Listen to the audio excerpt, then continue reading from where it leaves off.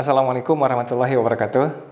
Saya Dr. Piprim Basarah Yanuarso, Ketua Umum Pengurus Pusat Ikatan Dokter Anak Indonesia, akan memberikan rekomendasi IDAI tentang pemberian vaksin COVID-19 CoronaVac pada anak untuk usia 6-11 tahun dengan pemutakhiran 16 Desember 2021. Ini adalah update terbaru setelah yang sebelumnya kami keluarkan rekomendasi pada 2 November. Jadi untuk pemberian imunisasi COVID-19 pada anak golongan usia 6-11 tahun ini, kita lihat bahwa vaksin ini diberikan secara intramuskuler dengan dosis 3 mikrogram atau 0,5 ml sebanyak 2 kali pemberian dengan jarak 4 minggu dari dosis pertama ke dosis kedua. Anak-anak yang memiliki penyakit komorbid seperti penyakit yang kronis tetapi dalam kondisi yang stabil, ini memiliki risiko yang lebih tinggi untuk mengalami komplikasi yang berat dari COVID-19. Sehingga kami sangat merekomendasikan bahwa anak-anak ini diberikan imunisasi setelah mendapat rekomendasi dari dokter yang biasa merawatnya. Anak yang telah sembuh dari COVID-19, termasuk yang mengalami long COVID, ini juga sangat perlu dilakukan vaksinasi COVID-19. Hanya saja, pada anak-anak yang mengalami COVID derajat berat atau MISC, Multisystem Inflammatory Syndrome in Children, maka pemberian vaksin COVID ditunda 3 bulan. Sedangkan apabila anak tersebut mengalami gejala COVID yang ringan sedang, pemberian vaksin ditunda selama 1 bulan.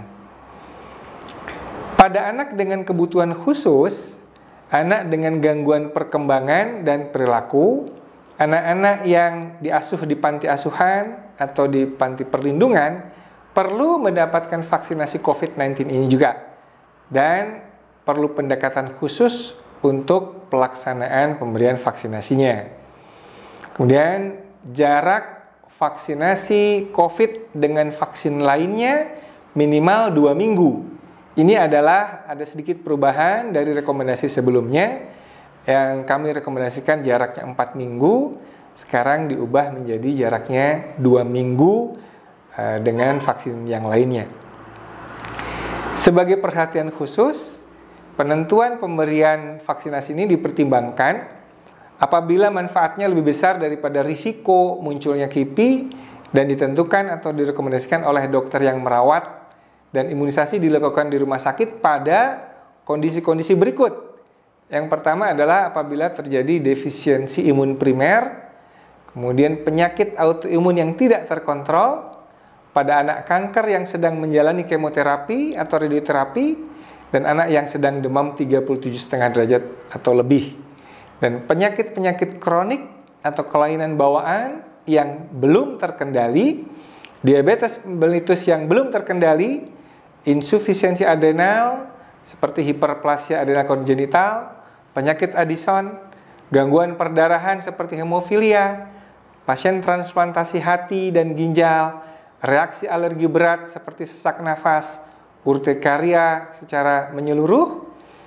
Nah, pada anak-anak tersebut dipertimbangkan apabila manfaatnya lebih besar daripada kemungkinan KIPI yang akan terjadi. Untuk imunisasi untuk anak dengan kanker dalam fase pemeliharaan, defisiensi imun primer, penyakit kronis, atau autoimun yang terkontrol, dapat mengikuti panduan imunisasi umum dengan berkonsultasi terlebih dahulu dengan dokter penanggung jawab pasien sebelumnya. Nah, kontraindikasi artinya anak yang dilarang diberikan vaksinasi COVID pada kondisi sebagai berikut. Apabila terjadi reaksi anafilaksis karena komponen vaksin pada pemberian vaksinasi sebelumnya. Kemudian juga pada anak dengan penyakit sindrom Guillain-Barré syndrome, penyakit myelitis transversa, akut demyelinating encephalomyelitis, dan anak yang sedang mendapat pengobatan imunosupresan atau sitostatika dosis tinggi, dan dalam 7 hari terakhir anak dirawat di rumah sakit atau mengalami kegawatan seperti sesak nafas, kejang, tidak sadar, berdebar-debar, perdarahan, hipertensi, dan tremor yang hebat.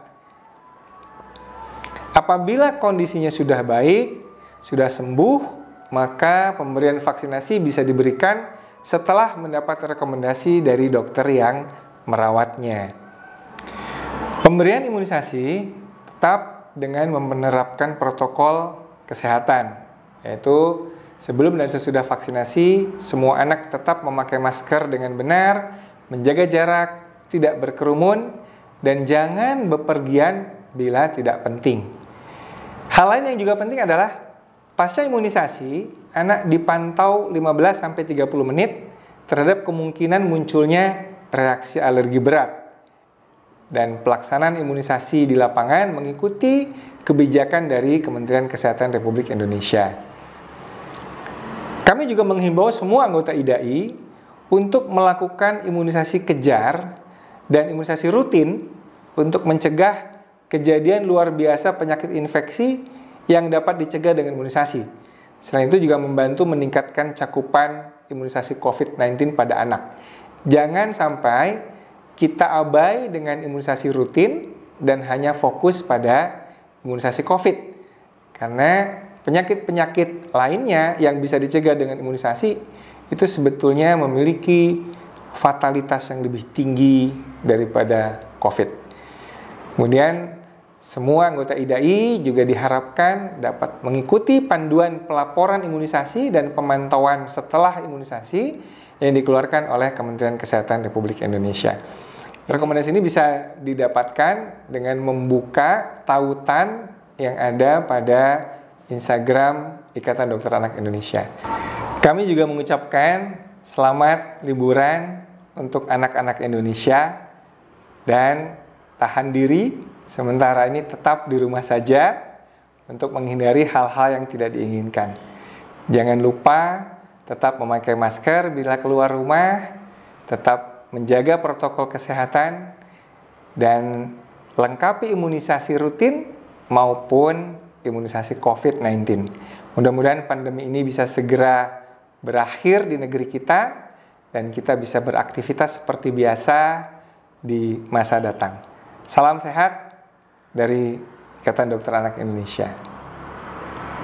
Wassalamualaikum warahmatullahi wabarakatuh.